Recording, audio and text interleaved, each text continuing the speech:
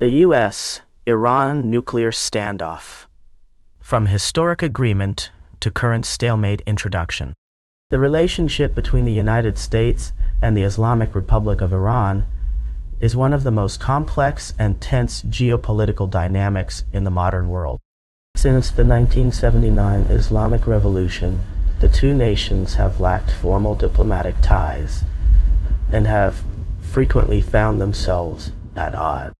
However, over the past decade, one specific issue has dominated international headlines and diplomatic efforts: Iran's nuclear program.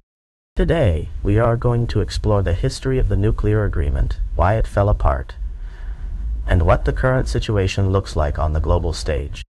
The road to the JCPOA, 2015. To understand the present, we must look back to 2015. After years of intense behind-closed-doors negotiations, a historic agreement was reached. It was called the Joint Comprehensive Plan of Action, commonly known as the JCPOA, or the Iran Nuclear Deal.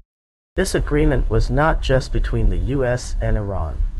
It was forged between Iran and a group of world powers known as the 5-1: the United States, the United Kingdom, France, Russia, China, and Germany, alongside the European Union.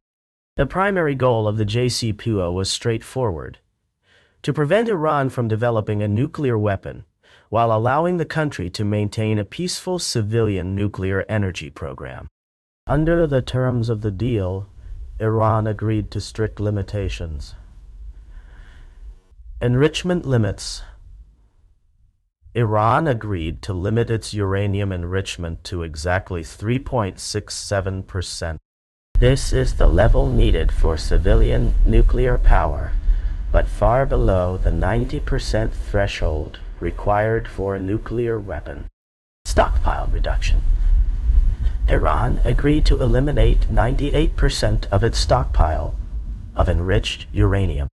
Centrifuge reductions. The country dismantled thousands of its centrifuges, the machines used to enrich uranium. Unprecedented inspections. Iran granted the International Atomic Energy Agency, IAEA, extensive 24/7 access to monitor and inspect its nuclear facilities to ensure total compliance. In exchange for these heavy concessions, the United States, the European Union,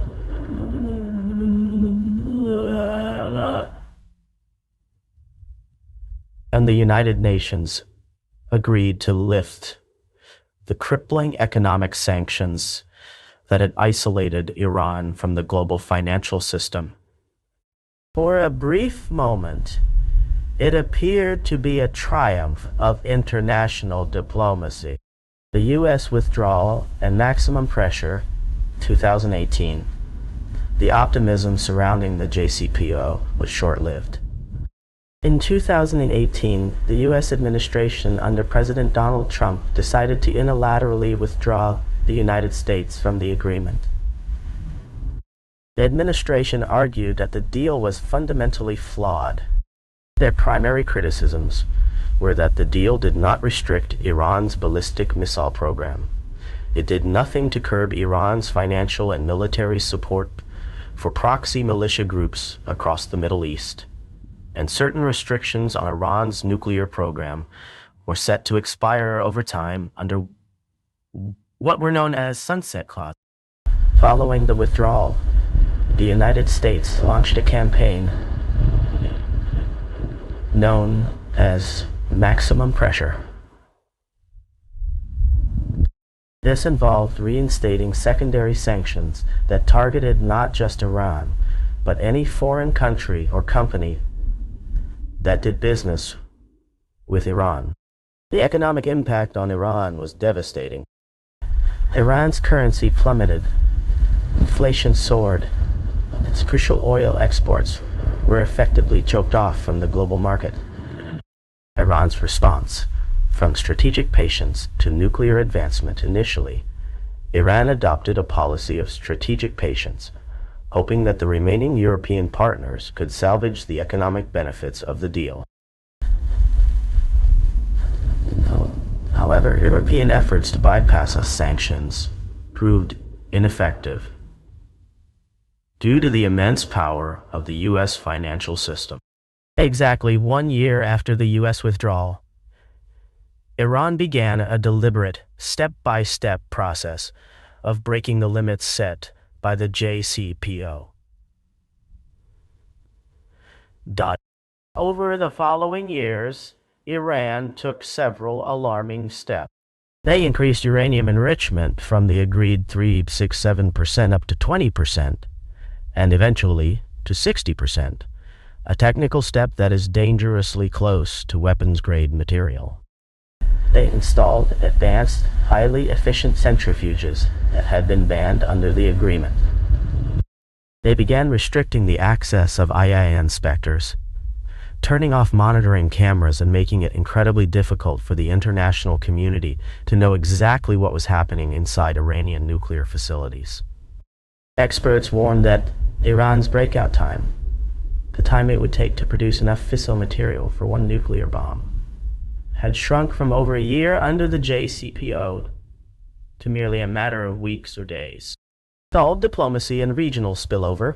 When President Joe Biden took office in 2021, his administration expressed a desire to return to the JCPOA, provided Iran also returned to strict compliance.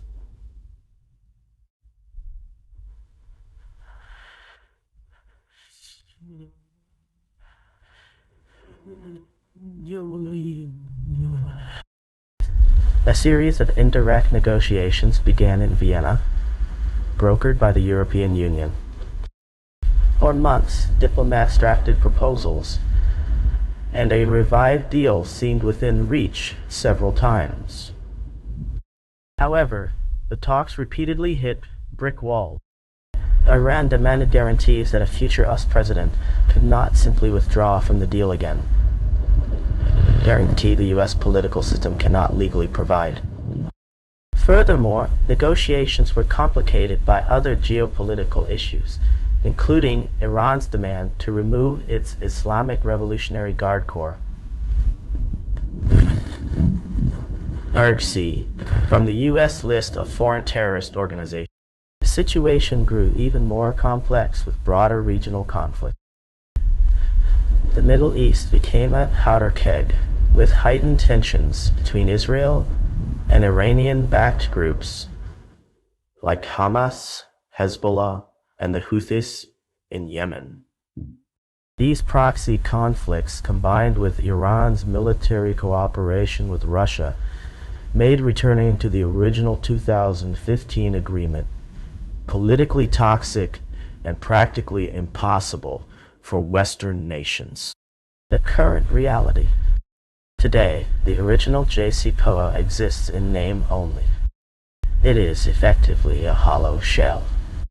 While there have been sporadic reports of unwritten, informal de-escalation understandings, where the U.S. unfreezes certain Iranian assets in exchange for the release of prisoners and a slowdown in proxy attacks, there is no formal, legally binding framework controlling Iran's nuclear program. The current strategy is a delicate and dangerous balancing act of deterrence and shadow diplomacy. The U.S. and Israel have repeatedly stated that they will not allow Iran to acquire a nuclear weapon, implying that military action remains on the table as a last resort. Meanwhile, Iran continues to maintain that its nuclear program is strictly peaceful, despite enriching uranium to levels that have no civilian justification. Conclusion. To summarize, the U.S.-Iran nuclear situation has transitioned from a celebrated diplomatic breakthrough in 2015 to a tense, unresolved standoff today. The collapse of the JCPOA serves as a stark reminder of how deeply domestic politics, regional rivalries, and a lack of mutual trust can derail international agreements. As we look to the future, the path forward remains highly uncertain. Without a comprehensive diplomatic framework, the risk of miscalculation remains high. The international community continues to watch closely, knowing that the outcome of this standoff will profoundly shape the security and stability of the Middle East and the world for decades to come. Thank you for listening.